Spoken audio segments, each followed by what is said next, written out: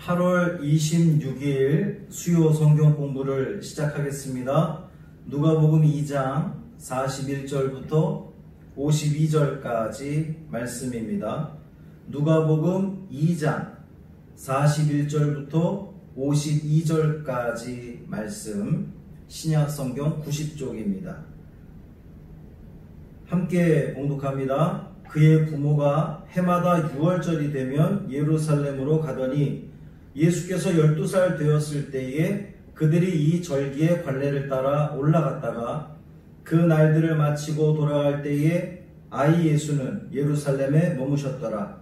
그 부모는 이를 알지 못하고 동행 중에 있는 줄로 생각하고 하룻길을 간 후 친족과 아는 자 중에서 찾되 만나지 못하매 찾으면서 예루살렘에 돌아갔더니 사흘 후에 성전에서 만난즉 그가 선생들 중에 앉으사 그들에게 듣기도 하시며 묻기도 하시니 듣는 자가 다 그 지혜와 대답을 놀랍게 여기더라.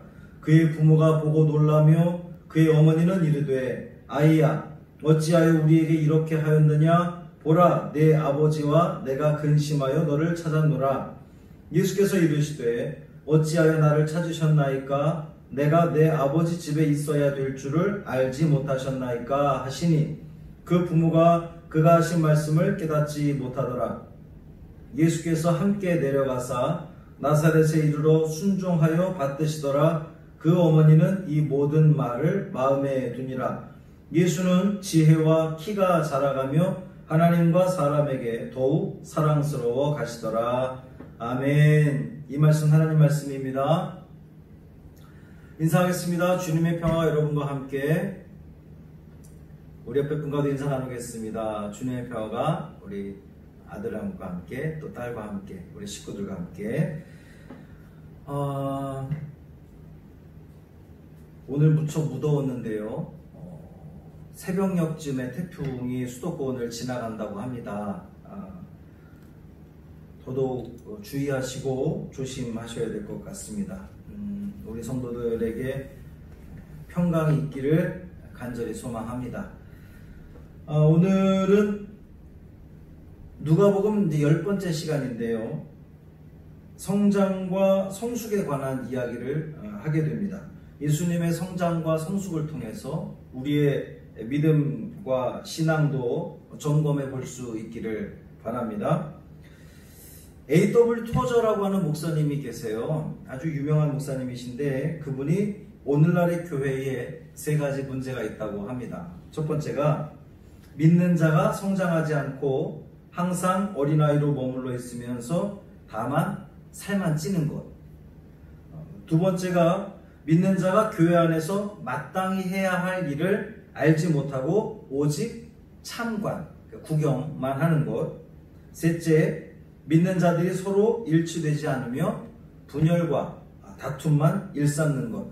그것이 요즘 현대교회의 큰 문제라고 하는 거예요. 이 토저 목사님은 이것을 지적하면서 이것을 해결하는 길은 오직 하나, 하나님을 알 때만이 가능하다라고 말했다고 합니다. 하나님의 자녀는 나이가 들어갈수록 하나님 나라의 백성들이 나아가야 할 그 방향, 또 나아가야 할 그 때를 잘 알아야 된다라고 하는 거죠. 나이가 들수록 더 많은 사람을 품을 줄 알아야 하고 또 더 많은 사람을 세워줄 줄 아는 그런 힘, 그것이 있어야 된다. 이것이 바로 영적인 성숙이다 라고 했다고 합니다. 이것은 이제 홍성곤 목사님, 예수전도단에 계셨던 홍성곤 목사님의 그 하나님의 성품에 참여하는 사람이라고 하는 책에 나오는 이야기입니다. 질문을 한 가지 드릴게요. 당신은 시간이 갈수록 성장하며 성숙하고 있는지 돌아보십시오. 지금 다들 필기구 갖고 계시죠? 종이에 한번 좀 써보시기 바랍니다. 나는 시간이 갈수록 성장하며 성숙하고 있는지 한번 좀 써보세요. 두 번째, 당신의 성장과 성숙을 가로막는 가장 큰 장애물은 무엇인가요? 여러분이 성장하기를 원하고 성숙하기를 원하는데 마음은 그런데 그것을 가로막는 장애물이 있을 겁니다.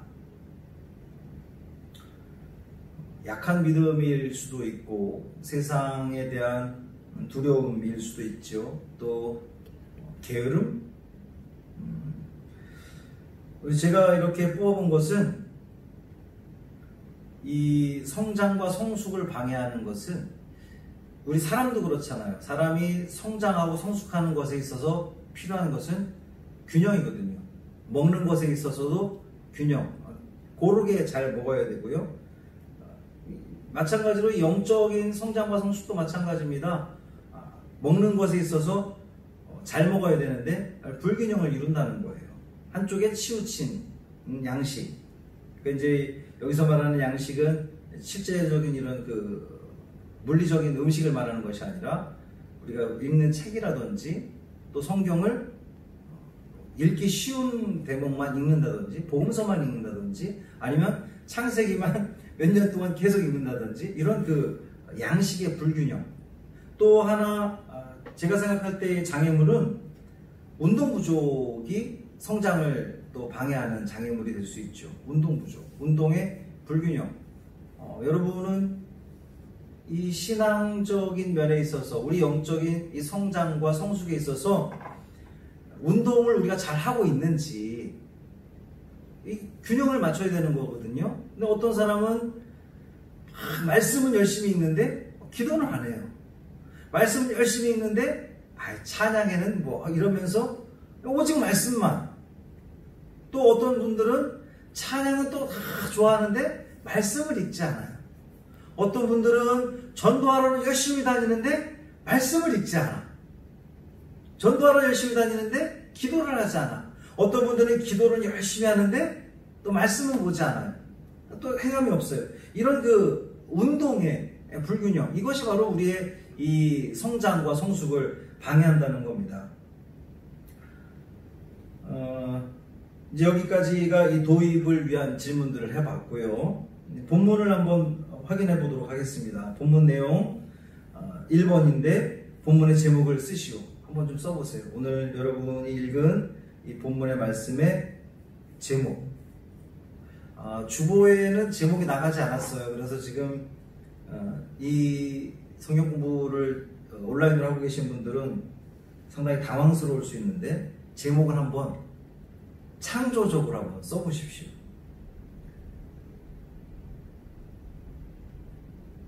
쓰고 계시죠? 제가 최초로 썼던 제목은 지혜와 키가 자라며 이렇게 해서 이 본문에 있는 그 문구를 사용을 했는데 다시금 말씀을 다 묵상하고 난 뒤에 저희가 붙인 제목은 성장하며 성숙하며.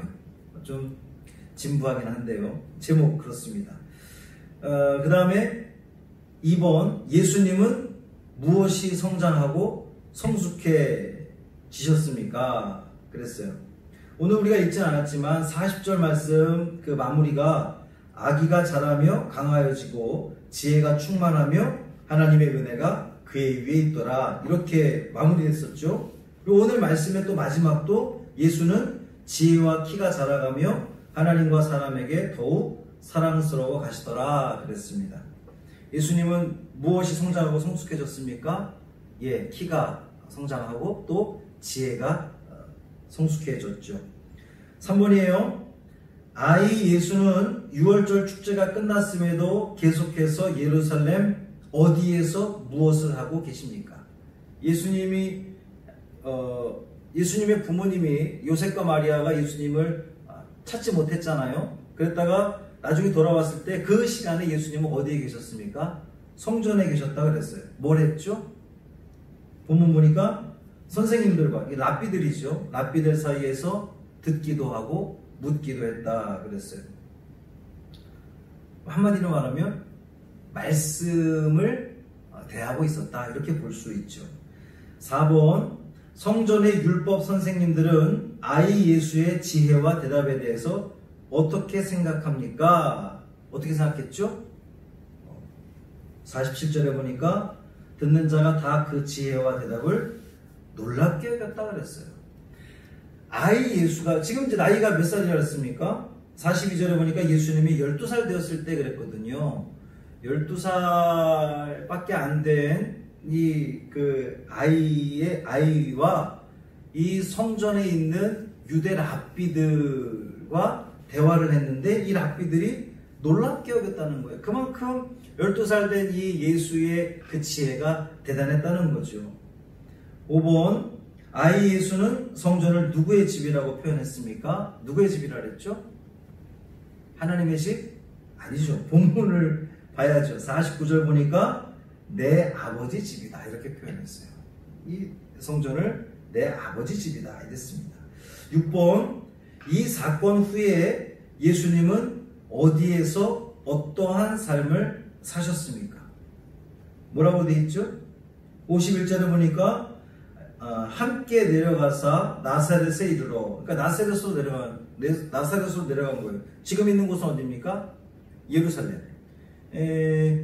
부모가 해마다 6월절이 되면 예루살렘으로 갔더니 그런 거예요. 그러니까 지금은 그 39절까지 말씀이 간단하게 막 태어났을 때에 시므온과 안나가 이렇게 경배를 하고 이제 이 시기가 껑충 띄어진 거예요. 12년이 넘어간 거죠. 그래서 12살 되던 해에 예루살렘에 올라왔을 그 때를 지금 말하는 거거든요.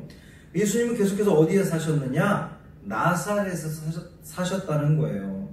그러면서 거기에서 부모님께 순종하며 받들었다 그랬습니다. 받들었다는 게 뭐예요? 부모님을 모시며 효도하며 지냈다 이런 내용입니다. 더 깊은 묵상을 위해서 또 몇 가지 질문들을 한번 던져보겠습니다. 예수님은 우리와 같은 참 사람이 되셨습니다. 그렇죠? 예수님의 어린 시절을 보면서 예수님은 우리와 전혀 다른 사람이 아니라 우리와 같은 시절을 보냈구나. 근데 그분이 우리와 다른 점이 있어요. 히브리서 4장 15절 말씀을 한번 펴보겠습니다. 히브리서 4장 15절 말씀, 신약성경 356쪽이에요. 히브리서 4장 15절, 우리에게 있는 대제사장은 우리의 연약함을 동정하지 못하실 이가 아니요 모든 일에 우리와 똑같이 시험을 받으신 이로되 죄는 없으시니라 됐어요. 예수님께서 우리와 똑같은 모습으로 성장하시고 이제 지내셨는데 우리와 다른 부분이 있습니다. 예수님은 죄가 없으셨다라고 하는 거예요. 다음의 이야기를 듣고 균형 잡힌 성숙이란 과연 무엇일까 한번 생각해 보겠습니다. 보통 사람이 하룻밤 잠을 잘 때에 뒤척이는 그 횟수가 50회 정도 된다고 그래요. 50회가 넘는다 그래요. 그런데 어른들은 보통 침대에서 떨어지지 않습니다. 아이들은 어때요? 종종 떨어지죠. 왜 그러냐면 어른들은 오른쪽으로 한번 뒤척이면 그냥 자동적으로 반대로 이게 뒤척이게 된다는 거예요. 근데 아이들은 한 방향으로만 뒤척이다가 침대에서 떨어진다는 겁니다. 어른들은 본능적으로 위험을 감지해서 한번 이렇게 돌았다가 다시금 이제 균형을 잡아서 반대로 돌아가는데 아이들은 균형 감각이 부족해서 이렇게 한 방향으로만 가다가 침대에서 떨어진다는 거죠. 나이가 들어서 성숙해 간다라고 하는 것은 바로 이런 균형 감각을 갖게 되는 게 아닌가 싶어요. 나이를 먹었는데 균형 감각이 없다. 그건 좀 문제가 있죠. 사람의 생각이나 행동이 어느 한쪽으로 치우치는 것을 사실은 피하기 어렵습니다. 사람이 그렇죠. 우리 지금 생각해봐도 어떠한 그 현상을 봐도 정치라든지 우리 사회에 돌아가는 그 모든 현상들을 봐도 또 말씀을 봐도 그렇고요. 사람은 한쪽으로 치우칠 수밖에 없어요. 그걸 부정할 수는 없습니다. 보수와 진보의 대립은 피할 수 없는 일이에요. 우리는 그 중에서 어느 한쪽을 택하기 마련입니다. 그런데 꼭 반드시 이분법적으로 그 흑백 논리처럼 이거 옳고 저거 그르고 다 다 그렇습니까? 그렇지 않잖아요. 그 정치를 봐도 진보 보수만 있습니까? 중도 우파, 중도 좌파 이런 말들이 생기잖아요. 또 어떤 이들은 입장을 나는 밝히지 않겠어 라고 유보하는 그러한 경우들도 있습니다. 인생에서도 균형 감각을 갖다 보면 조금씩 성숙해져 가는 것 아니겠어요? 나이가 들어야만 성숙해지는 것은 아닐 것 같습니다. 그리스도인은 말씀을 통해서 좌로나 우로나 치우치지 않는 균형 잡힌 성숙을 이루어 가야 됩니다.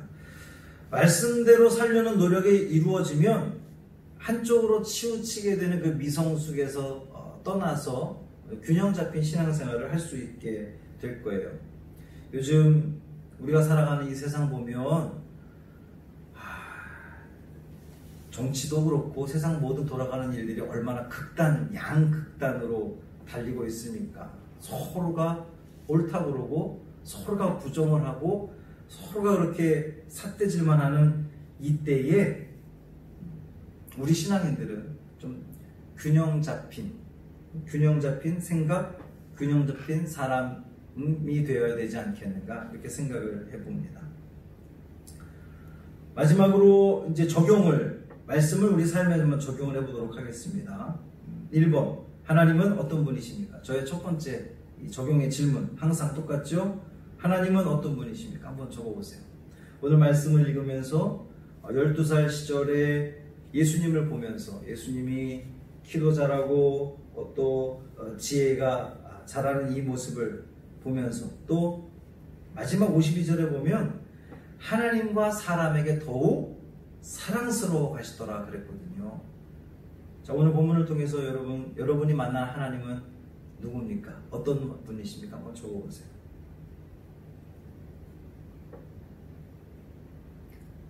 제 얼굴만 쳐다보지 마시고 적어보세요. 저의 하나님 말고 여러분의 하나님을 고백하시기를 바랍니다.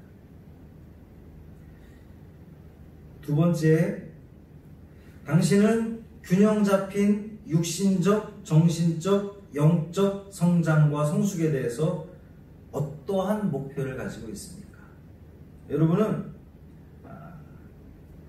이 성장과 성숙에 있어서 사실 이제 육신적인 성장은 우리 성도들 가운데는 상당 부분이 이제 연로하신 분들도 많이 계시고,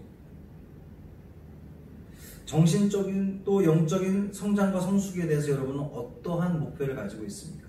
여러분이 목표하는, 내가 영적으로 지금 잘하고 있죠? 저는 잘하고 있다고 봅니다.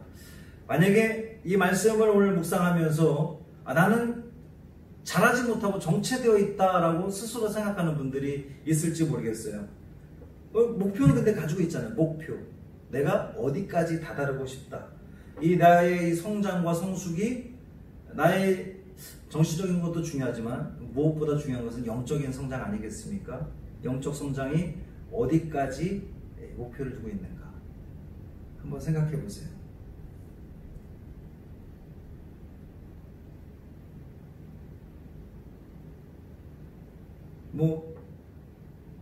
이미 그렇게 쓰신 분들이 있을 겁니다.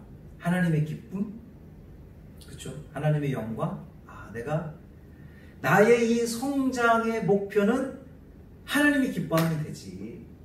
우리 이렇게 생각할 수 있죠. 또 우리 감리교인으로서 존 웨슬리 목사님이 하신 이야기가 있죠. 우리 그리스도인들 이 성화의 과정을 거쳐서 결국 우리가 어떠한 그 목표를 가지고 있습니까? 우리 감리교인들은 그리스도의 완전에 이르는 목표를 가지고 있어요. 물론 우리 사람의 성정을 보면 절대로 완전해질 수 없죠. 그러나 성화의 과정을 거치다 보면 그것이 그리스도의 완전에 이를 수 있는지 없는지는 우리 몫이 아닙니다. 우리가 정할 수 있는 부분이 아니고 그것은 하나님께서 정하시겠죠. 다만 우리는 노력해 나가는 거예요. 그리스도의 완전히 이룰 수 있도록 오늘도 우리는 그 목표를 가지고 나아가는 겁니다. 그러니까 신앙생활 40년 50년 해서 내가 권사가 되고 또 장로가 되고 또 이제 70이 넘어서 은퇴를 하고 나는 이제 뭐 신앙적으로 더 이상 성장할 게 없다? 그거는 말이 안 되는 겁니다.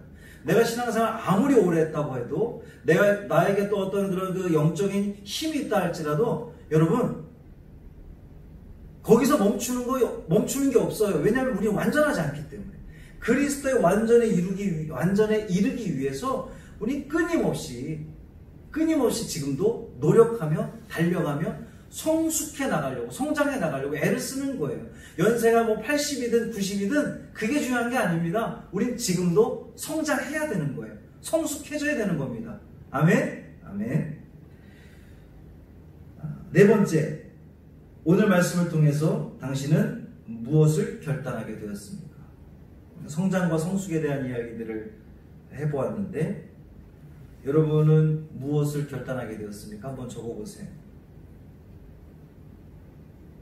오늘 말씀을 통해서 여러분에게 가장 이렇게 다가오는 내용이 뭡니까? 내가 이제 성장해야 되고 성장할 뿐만 아니라 성장을 하는데 성숙하지 않으면 그 얼마나 의미가 없잖아요. 막 키도 크고 막 살도 찌는데 성숙하지가 않아. 뭐 요즘 이제 쓰는 표현 철이 없다. 철 없으면 안 되지 않겠습니까? 우리가 성장과 성숙을 같이 이루어 가야 되는데 오늘 이 말씀을 통해서 여러분은 성장과 성숙을 위해서 내가 어떻게 해야 되겠다라고 하는 결단이 있습니까? 한번 좀 써보세요.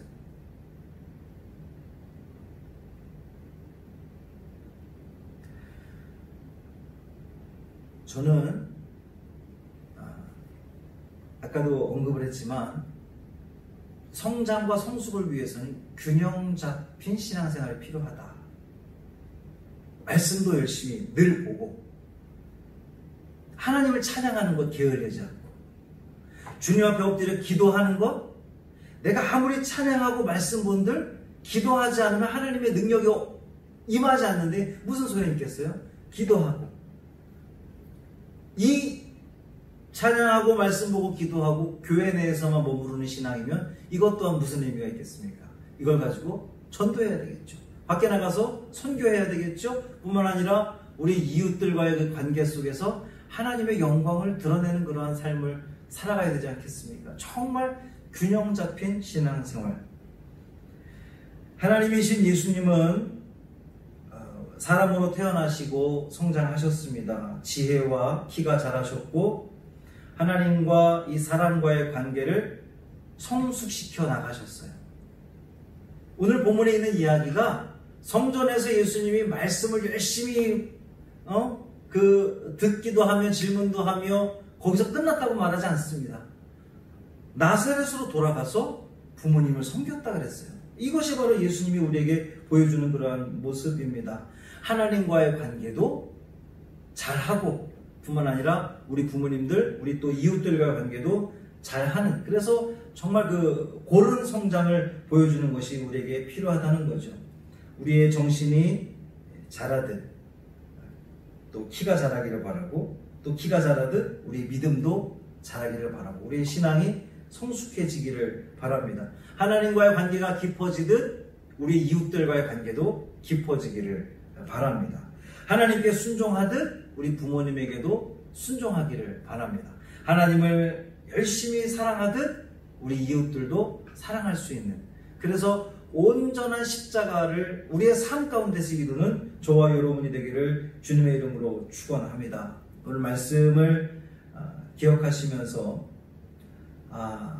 우리의 삶이, 우리의 신앙이, 특히나 이 지금 코로나 시대를 살고 있는 우리가 지금 일주일째 우리가 모여서 예배드리지 못하고 있는 이때에 여러분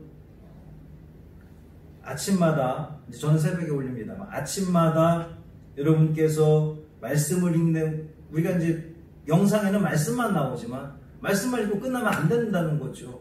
찬송도 하고 말씀 듣고 그 다음에 기도하고 또 하루를 그렇게 살아내려고 부단히 애를 쓰는 그런 그 신앙의 균형을 잘 이루어가기를 주님의 이름으로 축원합니다. 그래서 우리가 모이지 못했을 때에 하나님은 여기만 계십니까? 그렇지 않죠. 여러분이 있는 바로 그곳에 하나님 계십니다. 그래서 그 자리에서 하나님 만나고 하나님께 영광 돌리고 성전에 비록 모이지 못하지만 우리의 믿음은 더욱더 성장하는, 그래서 우리가 다음에 함께 모여서 예배드리는 그날 정말 그 얼굴에서 광채가 나고 빛이 나고 신앙생활을 더욱더 잘한 그 얼굴들, 그 모습이 티가 나기를 간절히 소망합니다. 그래서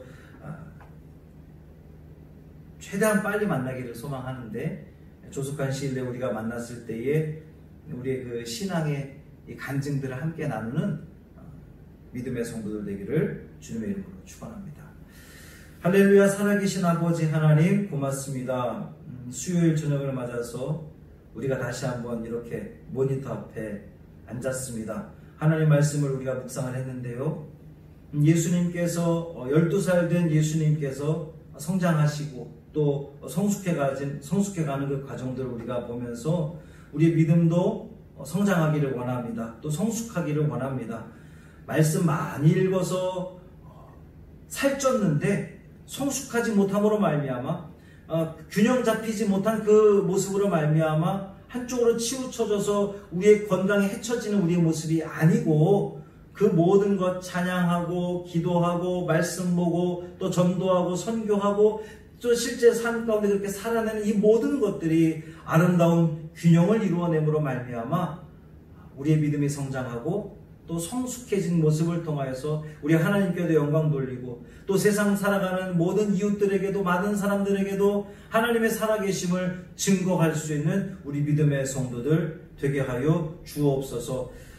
우리 사랑하는 김순자 원사님 눈 수술 이후에 지금 병원의 의사 선생님의 지시대로 꼼짝 못하고 지금 누워만 있는 가운데 있습니다. 이 폭염 속에서 얼마나 힘이 들까 심히 걱정이 되는데, 하나님께서 붙들어 주시고 인도하여 주셔서 그 속에서도 기도하게 하시고 주님을 바라보게 하시고 또 속히 회복되어져서 하나님을 온전히 예배하는 데 쓰임받는 우리 귀한 권사님 되게 하여 주옵소서. 태풍이 이제 오늘 저녁 또 새벽에 이 수도권을 지나간다고 합니다. 우리 성도들 붙들어 주옵시고 안전하게 지켜주시며 이 태풍으로 인해서 피해받는 일들이 없도록 주님께서 이 나라의 민족 지켜주시고 보호하여 주옵소서. 우리 주 예수 그리스도의 이름으로 간절히 축복하며 기도합니다. 아멘.